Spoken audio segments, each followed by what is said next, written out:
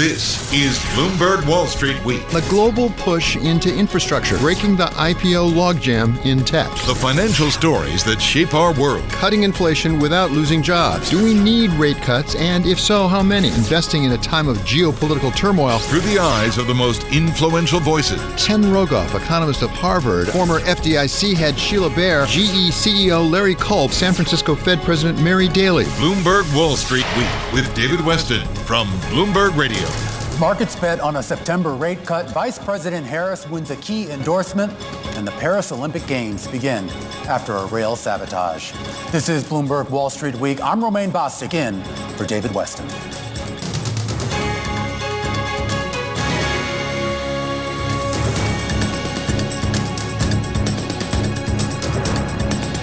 And we begin with the week in markets. It saw a rotation out of big tech and into small caps. When you take a look at an S&P 500 that rallied here on this Friday afternoon, but still ended the week in the red, you have to overlay that with the massive outperformance that we saw in the small and mid-cap space. 4 straight weeks now where we've seen the Russell 2000 outperform the NASDAQ, outperform the Mag 7, outperform the broader market overall.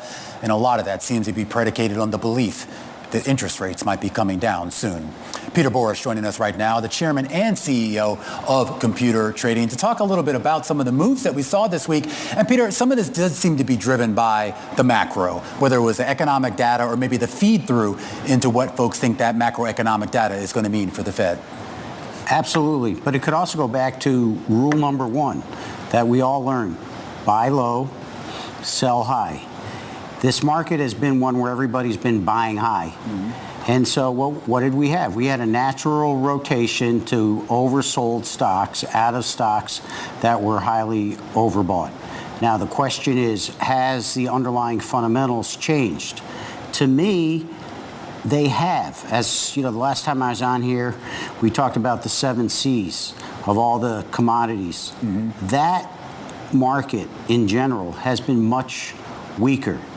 Grains, crude oil, cotton, copper in particular. So that may be an indication that the Fed is more likely to ease, and therefore the small cap stocks benefit significantly in a interest rate environment where rates are going down or more stable. They would benefit from rates going down, but if economic conditions are weakening to the point where the Fed thinks it needs to cut rates, how is that going to benefit small caps? Great question. Yeah. So that also gets into the yield curve and interest rates and whether the Fed cuts, are longer rates going to go up? Is it going to be a bear steepener? But the first reaction is mean reversion. So that's buying things that were oversold and selling things that were overbought. There could be this week, and part of it could be the fact that Vice President Harris has done significantly better in the polling, and that may imply the expiration of the Trump tax cuts, which could lead to higher capital gains rates, which could lead to selling winners again and harvesting some of your losses, which were in the small cap. So a lot of positive things have come together for that. It's interesting you raise that point here about people basically buying effectively the laggards. I mean, I was looking at one stock today on this Friday, Newell Brands, of course, makes all those little Rubbermaid things that you have in your cabinet. It's up more than 30% on the day, but then when you look at its performance prior today on a year-to-date basis, of course, it was also down double digits here. So people are definitely looking at the bottom of the barrel and maybe finding some hope there. But it gets back to the question about economic conditions, consumer spending. And we had a PCE report on Friday. You had a GDP report a couple days ago that, while still healthy, certainly showed some softening when it comes to the consumer. No question about it. And what I look at for the strength of the consumer is I look at Visa, I look at MasterCard. And those stocks have been underperforming, let's say, relative to American Express, where American Express tends to be the card of choice for higher income holders. So the economy seems to be slowing. It's interesting when we look at some of the market moves over the last, 5 or 6 weeks. I mean, you've obviously seen a bid come into some of those economically sensitive areas like utilities, like materials. Probably one of the more interesting stealth rallies out there, and stealth to me at least, was some of the moves that you saw in banks over the last couple of weeks, and not just the big banks. We're talking about some of those regional banks that everybody sold off about a year and a half ago. Yes, so who's going to be the biggest beneficiary of those cutting interest rates is going to be the regional banks. And over the last 3 weeks, they have really outperformed the Goldman Sachs's, JP Morgan's of the world. It's been, to me, that's been more impressive than the rally in the small cap IWM. All right, Peter, always a great conversation. One of the best in the business, Peter Borish of Computer Trading Company. Vice President Harris emerged this week as the likely alternative to former President Trump, focusing investors on what her approach to the economy would be and whether it would differ from that of President Biden. To take us through the choices, we welcome back now our very special contributor here on Wall Street Week. He is Larry Summers of Harvard. Larry, great to have you back with us. What do we know or think we know about what a Kamala Harris administration would do with the economy versus a Donald Trump? We don't know much yet. The campaign's only been going for 2 days. But I think we've got some strong bases for optimism. First, it's been the Biden-Harris administration, and if you step back, it really has a remarkable record.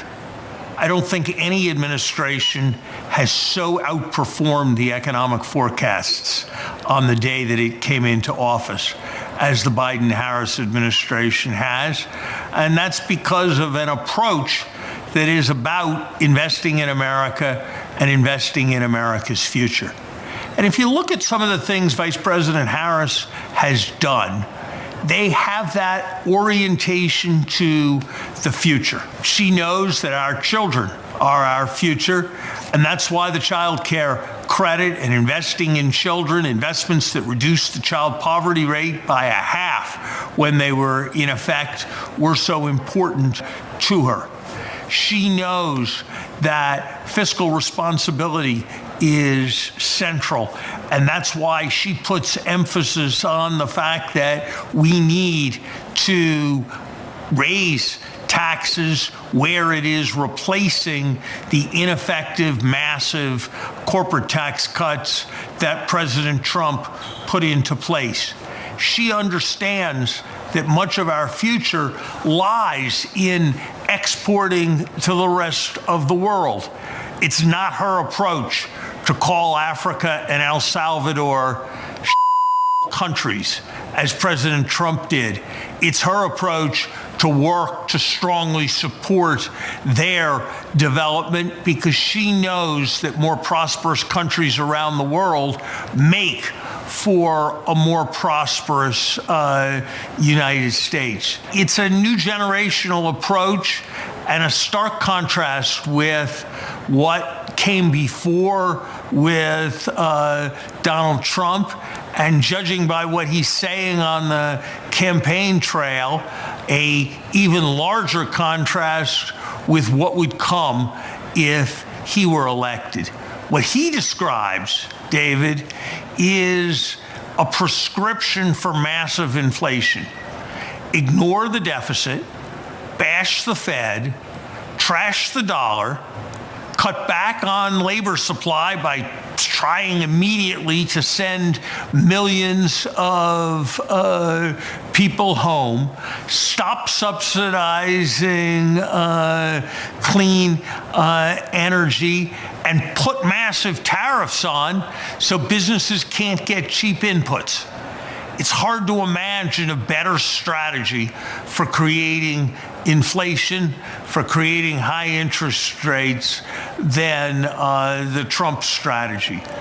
President Harris, I believe, will avoid all those pro-inflation mistakes, and much more important, will build a future-oriented economy through our kids, through our technologies, through containing our debts, and through working with the world. So let's talk about those pro-inflation policies, and specifically on the fiscal stimulus side, because you've been outspoken about that in the past, that has contributed to inflation. And investing in children obviously is one thing. She's also has been for expanded Medicare. In fact, at one point she was for Medicare for all. She backed off that a bit. She's also for rental assistance programs. What do you make of those? Are those good ideas? Assuming she could get those through, are those good for the economy?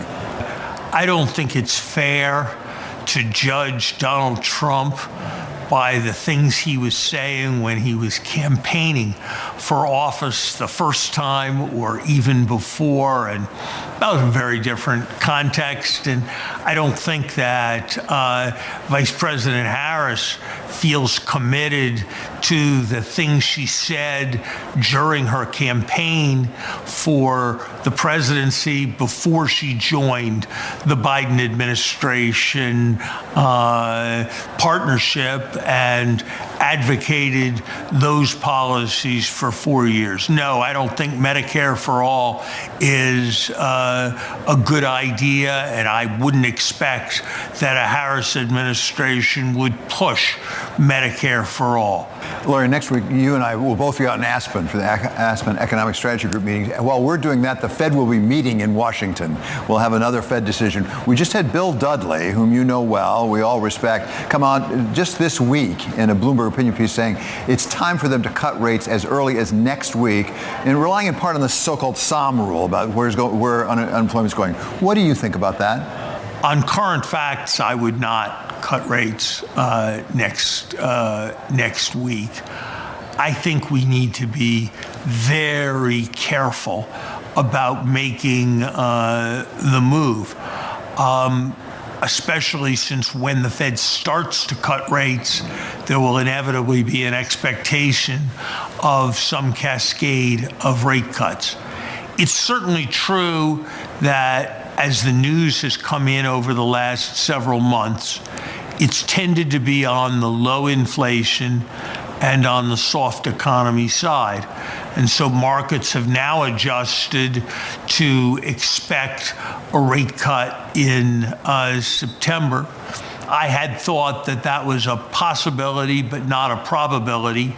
On current facts, I'd certainly regard it as a probability, both in terms of what should happen and what will happen.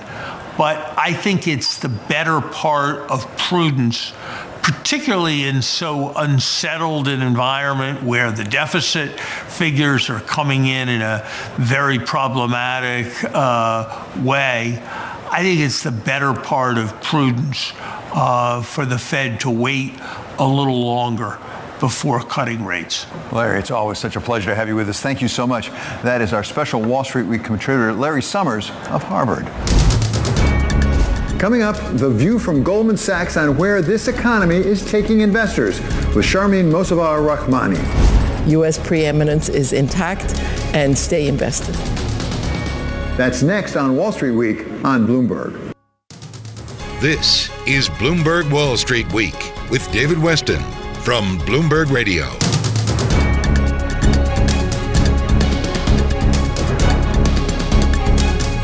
This is Wall Street Week. I'm David Westin. A stock market that just won't quit. A bond market rewarding fixed income at long last. And inflation apparently coming under control, at least for now. What's an investor to do? As Chief Investment Officer for Goldman Sachs Wealth Management, Sharmin Mossavar-Rahmani answers that question every single day. And we welcome her back now to Wall Street Week. Always a delight to have you here, Sharmin. Thank you for joining us. Thanks for having me. Okay, so you talk to investors all the time, customers all the time. What are they asking about? What are they concerned about right now? They're asking the questions about our two key investment themes. We have been telling clients to be overweight U.S. equities, and we've been telling them to stay invested. So after this big market rally that's been going on for so long, as you pointed out, clients are saying, are those themes still valid?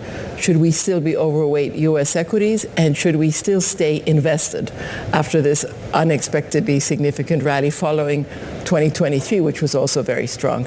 And our answer to both of those questions is yes. U.S. preeminence is intact, and stay invested. So let's break that down. First of all, the equities part, and then we'll get to the U.S. part. Equities, we do have real returns now on fixed income. Doesn't that shift the emphasis at least somewhat? Because you can make real money now on bonds. Well, our view is that the upside in U.S. equities is substantially greater. So when you're looking at the return expectations, we do recommend, especially with U.S. clients, they need to look at the returns on an after-tax basis. So you can't just look at the yield, for example, on Treasury bonds or on corporate bonds and then compare that to the expected return for U.S. equities. You actually need to look at both on an after-tax basis. And one of the most amazing things about U.S. equities are if you have them in some passive tax-efficient form, you have very little bit of a tax liability, and there's much more long-term upside. So we actually recommend clients be at their duration target for their fixed income assets, but still overweight U.S. equities versus non-U.S. equities. What about the valuation in the equity market? Because some people are concerned we're getting a pretty high valuation. So you say there's a lot of upside left in equities. Are we sure about that? So there's no short-term upside. In fact, the U.S. equity market has exceeded our expectations for this year. So our good case for U.S. equities this year, when we published our initial outlook, was up 13%. And so now we're up about 17% year to date, roughly. And so when we look at that, we'll say, yes, it has exceeded our expectations, but earnings have been better than expected. Typically, when you start having the Fed cut interest rates, as long as we don't go into a recession, on average, U.S. equities are up 19% for the next 12 months. So we may not have much upside left for the rest of this year, but already the market's starting to think about 2025 and what earnings will be. And then as investors shift focus to 2025 and earnings and price targets, that's when you'll see some more upside. You said something terribly important there. As long as we don't go into a recession. We had Bill Dudley, actually, with an opinion piece in Bloomberg this week, saying he's got some concerns now, growing concerns with a slowing economy, particularly with the SOM rule, that's a relatively complicated rule about unemployment and when it points to recession, that he says there is now a growing risk of recession and maybe the Fed should cut as early as next week. What do you think about that? We actually follow Bill Dudley and try to talk to him often and think very highly of his opinion. He went into 2023 expecting a recession and a very high probability. So we've had this discussion with him on the likelihood of recession. We started this year with a probability of 30% for the odds of a recession, and we have stuck with that. And people say, why aren't you lower? Some people are substantially lower. We haven't changed our recession probability, partly because of the shape of the yield curve. The yield curve is significantly inverted, or it was more inverted before, and it has stayed that way. And we have what we call a yield curve diffusion index, and when that triggers, more often than not, you get a recession. That's why we're at 30%. However, when we think about these various indicators like the SOM rule that you refer to, we also have to consider and factor in some unusual situations. So people talk about the amount of immigration in the U.S., and so that has pushed up the unemployment rate. Or post-pandemic, we were at such low unemployment rates that getting slightly above that is not necessarily an indication of a recession around the corner. So do we worry about a recession? Do we need to be on the alert about it? Look at other indicators? Yes, but are we worried about a recession anytime in the next 12 months or so? Not at this point. 30% probability. That means 70% probability of no recession. Sharmin, it's always such a pleasure having you on. Thank you so much. That's Sharmin Mossavar-Rahmani of Goldman Sachs. Geopolitical risk remains high, and economies around the world face different paths ahead. To take us through what this means for investors, we welcome back now David Hunt. He's president and CEO of PGIM. Great to have you back. Oh, it's wonderful to be back with you, David. So let's start with the geopolitics, because we have a heightened level of geopolitical risk these days all around the world, pretty much wherever you look. How does that affect investors? Well, the first thing I would say, David, is that it may be heightened relative to the last 10 or 12 years, but I would not say it's necessarily heightened relative to the longer-term sweep of history. We've actually had a period of real, I would say, moderation since the GFC in terms of political flashpoints, and it's really been the last few years between the health pandemic, 2 wars, that we've started to see these reemerge. And I would say it's more of a getting back to normal normal than it is actually a heightening of the averages. I would also say that I think that this kind of summer of democracy, which we're still working our way through, is only heightening that as well. So I think we have even more geopolitical risk. And indeed, as I travel the world talking to our large institutional investors, their number one risk is geopolitical. It is not what's the Fed going to do. It's not where are we in the interest rate cycle. They really want to talk about the heightened geopolitical risk and what that does for their portfolio construction. So talk to me, David, about that very issue, the intersection, if you will, how that intersects with the politics and the geopolitics. I mean, how does the politics potentially affect the long-term growth of a Europe, of a Japan, of the United States? Long-term investors have a very different attitude toward, I think, volatility in general, and that's probably the biggest difference. I think a lot of the popular media confuse volatility and risk, and they're really not the same thing. So when I say we have heightened volatility, that actually can spell as much opportunity as it does risk. I mean, the only way you lose money is to sell an asset for less than you bought it for or take a permanent impairment. But simply because markets move does not create a loss, and long-term investors tend to look through those cycles, and they use changes in market levels to actually get in at a more attractive price. So as we look forward to the increased volatility, our key focus is, do our clients have enough liquidity so that they can move and move in size when the time is right?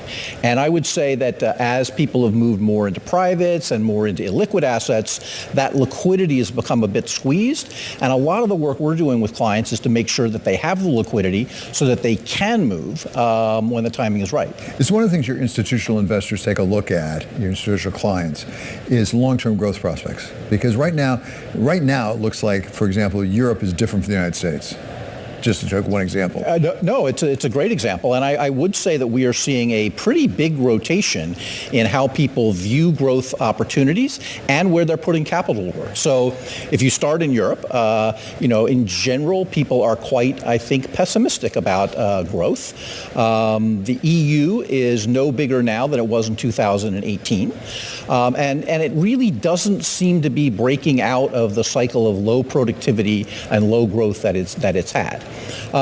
Meanwhile, you then go to Asia, and you find, on the one hand, Japan, which is, I would say, in a new, kind of found optimism. They finally have inflation back, which they're grateful for. Growth has come back. They're very constructive about some of the reforms that they've made to corporate governance. And I would say there's more optimism there and about international investors looking in than we've had in a long time. And in fact, I would say that Japan has been the leading country to benefit from the tensions with China, because many people are now building their plants and building their supply lanes around a strategy that's based in Japan. So Japan, I think, is much more positive. China, on the other hand, is probably in a more difficult position. Even last week with the third plenum, we did not see the kind of concerted action that we all thought was going to be needed. So I think people are worried about growth, and they're worried that there isn't going to be a resurgence of consumer spending, which is what's really need to rebalance the economy, but rather continued focus on manufacturing. So there's no new money at the moment going into China. Then you come back to the U.S. And, as difficult, and we like to focus on all the problems of the U.S., actually productivity has looked not bad. Growth is looking, like it's powering through this difficulty. Wages continue to be pretty strong. So, the U.S. is on a relative basis at this point doing very well. So the net of that is that there is really money coming out of Europe. There is no more money going into China. There's quite a bit more money going into the U.S. and Japan, and then select emerging markets like, I would say, Mexico, Vietnam, Indonesia, which are benefiting from the changes in the global supply chain. So it's a very differencing shift in how people are putting their money to work geographically. Let's pick up on one thing that you just referred to, which I find puzzling, because here in the United States, maybe in part because of the election, not entirely, we tend to be very critical of what's going on economically. We're we're in a lot of trouble, a lot of uncertainty and things. And yet the rest of the world seems to want to invest here. The inflows are remarkable here. By the way, a lot of people want to come here. It's one of the reason we have an immigration problem is everybody wants to move here. Who's got it wrong? I mean, are we misperceiving our own economy, or is the rest of the world overestimating what we can do? I think it's maybe a little bit of both and maybe a third as well. I think that there's no question that the corporate sector, and therefore what's driving earnings and therefore kind of the markets, is in better health than almost any of us would have predicted 18 months ago. That doesn't necessarily mean that consumer sentiment or the average person is feeling that way. And for them, they're much more likely to feel actually the world's 20% more expensive than it was 3 years ago, and my wages haven't gone up by 20%. So for the median worker, you don't feel that things are quite so great here. So both of those stories, I think, are equally true. But what we do have, I think, is a very dynamic economy. And if the pandemic told us anything, it was, we were chaotic. Every state did it differently. We couldn't enforce rules, all of the things that we don't like about ourselves. And yet we came out of it, I think, pretty strongly, pretty quickly. And our corporate sector was able to actually rebalance with a lot of help from the government, obviously. And I'd say that our rebound is a real sign of strength of the fundamentals of the U.S. economy. David, it's such a treat always to have you on. Thank you so much. That is David Hunt of PGIM. Coming up, the path forward for commercial real estate with Owen Thomas, Chairman and CEO of BXP. All CEOs, in my opinion, want their employees to be working in person more. And one of those carrots is to be in a great building. That's next on Wall Street Week on Bloomberg. This is Bloomberg Wall Street Week with David Westin from Bloomberg Radio.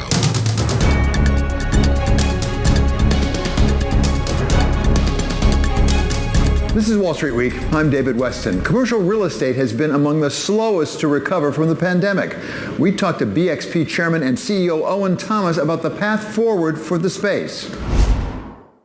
It has been a rough time. I always say, though, perception is worse than reality. And commercial real estate is bouncing back, defined as office. There are two external drivers that really drive the office business, certainly the business of BXP. One is interest rates, and the other is corporate earnings growth. I think the interest rate story is pretty obvious. Real estate stocks, real estate are primarily a financial asset, and if the cost of capital is lower, those assets are worth more. We had a very favorable inflation report last week, and since that came out, and with the prospect of more rate cuts and the fact that the 10-year now is below 4.2%, it's really escalated our stock price over the last week. The second important driver is corporate earnings growth, because that drives leasing. In 2023, the S&P 500 earnings growth was flat, 0. In 2022, it was very tepid. But here in 2024, in the first quarter, it was up 8%, and this quarter is predicted to be even higher. So when companies are profitable and they're making money and they're growing their earnings, they're more likely to grow, hire people, and take more space. And we're seeing that in our leasing activity. In the first quarter, at BXP, the square footage that we leased was up 30% from the first quarter of 23. And in the second quarter, we're seeing continued escalation, both in terms of signed leases and our pipeline for future quarters. Up 30%, but is that off of a low base? It was off a low base, yeah, because we went through, as interest rates went up in 2022 and 2023, as I mentioned, corporate earnings growth slowed way down. And when that happens, companies aren't growing. They're thinking about ways to cut costs. And we saw that. A lot of sublease space got put in the market. There wasn't a lot of new requirements in the market. But now that the environment around corporate earnings is improving, it's improving our leasing because companies are growing again. So strong corporate earnings make it a little easier to hire more people, as you say. Yes. You have to actually get the people into the office. Yes, that's true too. That's true too. How's that going? How's return to office going? Yeah, I do think there's no question that work from home has an impact on office demand. I do think in the premium sector where we operate, it's a little bit less so because the clients that we have generally want their employees to be in the office many days per week. But in terms of what we actually see, BXP manages today about 54 million square feet, and we have badge data on about 50% of that space. And so what we're seeing today versus the last quarter before the pandemic is in New York, Tuesday to Thursday, on buildings that are comparably leased, the visitation is the same. So in other words, the badge swipes haven't diminished at all. So Tuesday to Thursday, New York is back. And Monday is coming up slowly, and Friday's very slow. I mean, by the way, Friday was slowing down before the pandemic, but it's definitely slower today. So that number in Boston is about 80%, also rising. So Boston is also improving Tuesday to Thursday. And then San Francisco lags. It's at 52%. But again, that is slowly improving. And the other thing that we see in the data is that if you look at the unique weekly visits of a worker, that gap between the East and the West Coast is less. However, those individuals are coming into the office fewer days per week on the West Coast than they are in New York or Boston. When it comes to the stock market, it's been driven so much this year by that so-called Magnificent Seven, yes, which seems to be a lot of it related to artificial intelligence. Yes. Is that spilling over into the commercial real estate market? It is. It is. So if you look overall in space demand today, I actually would say the technology companies is the biggest gap. We see most of the demand today coming from financial services companies, law firms, professional service firms, and the technology companies are not leasing space at nearly the level that they were before or during the pandemic, primarily driven by the large tech companies. However, in San Francisco, to your point, David, there are a number of AI companies, small startups and medium-sized companies that are taking space. I think the net absorption from those companies over the last year or 18 months has been about 2 to 3 million square feet. And also, interestingly, those workers are in the office, I think in many cases up to 5 days a week. So when you get a new project, the 341 Madison or otherwise, is the financing there for it? Yes, so great question. So on the financing, I think you have to divide it between the private market and mortgage financing that's secured by the properties and also the public unsecured market. So on the private side on mortgages, it's challenging. You know, there are many banks, insurance companies, other lenders that are not getting repayments of their office loans, and therefore they don't have fresh capital to lend on new office projects. It's very hard to get. We did a very large secured mortgage financing last year on an ironclad building in East Cambridge, and we didn't get a quote from a U.S. lender. We ended up closing the deal with European and Asian lenders. So that's on the private secured side. But if you look at the unsecured market, you know, there are a handful, there are many REITs that are investment grade or not investment grade rated, and they're funding themselves in the public investment grade bond market, which is what we do. And so we have access to that market. In fact, our spreads are at long-term averages, so we're not being per se penalized for being an office company in that market. The overall cost of the financing is a lot higher than it used to be, just because the 10-year Treasury rate is much higher than it was 2 or 3 years ago. Go back to your Cambridge building for a second. No domestic bidders for it. None. So it came from overseas. Yes. Is that a larger trend? I mean, because the United States in general is an investment haven right now. You're seeing a lot of foreign direct investment coming in. Does that apply to commercial real estate? I think so. I think that there are buildings that are selling, office buildings today. I think primarily they are distressed types of deals, and the buyers tend to be family offices and distressed asset funds. And my guess is the underlying capital for those is a mix of both domestic and non-U.S. sources. But broadening that out, there also are large international sophisticated investors that want to continue to invest in U.S. real estate. We announced last year a major joint venture with Norges of the Norwegian Central Bank, and they invested $750 million in 2 life science developments that we are completing in East Cambridge, and that was obviously a very significant commitment.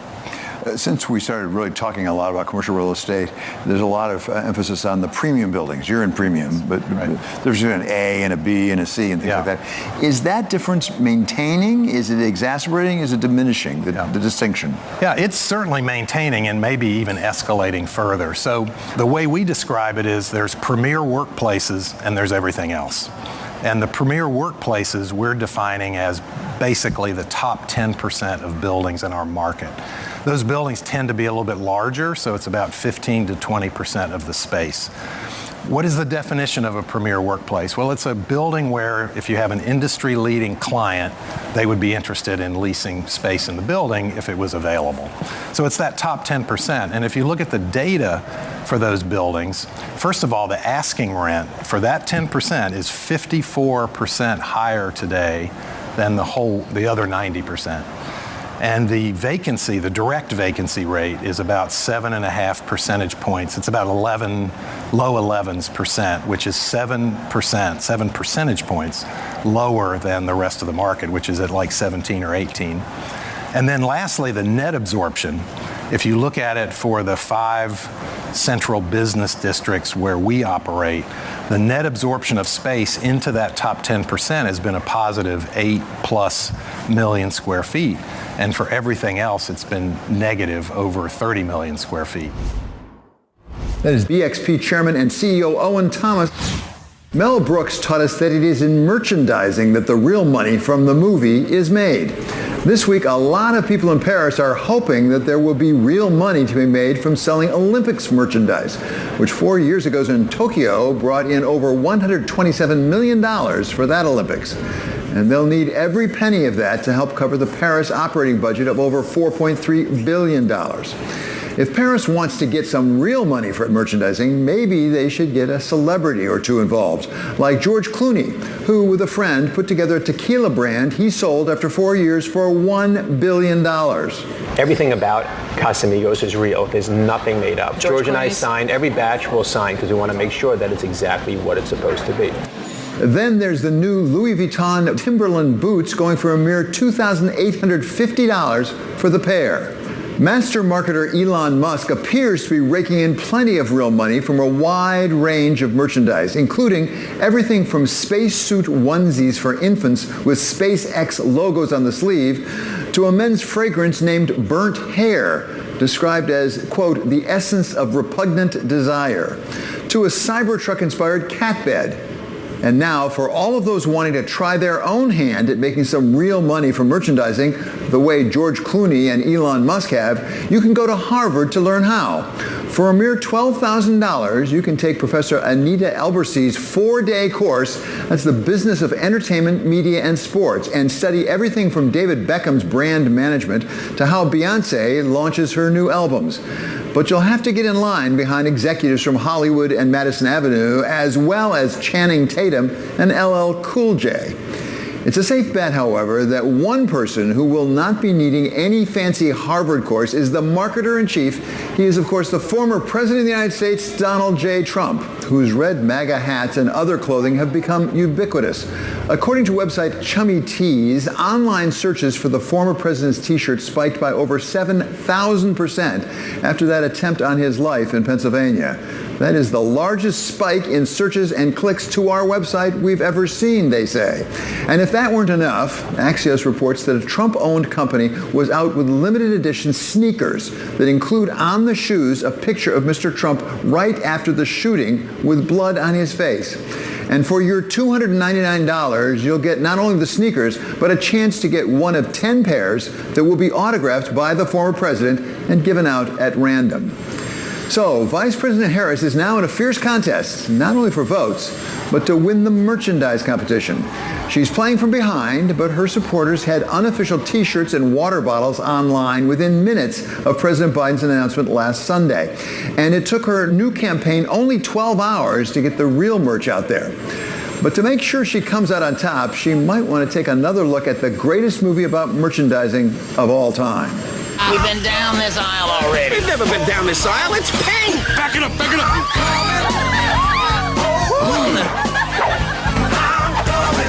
I'm tour guide Barbie. I'm a married spud. That does it for this episode of Wall Street Week. I'm David Westin. This is Bloomberg. See you next week.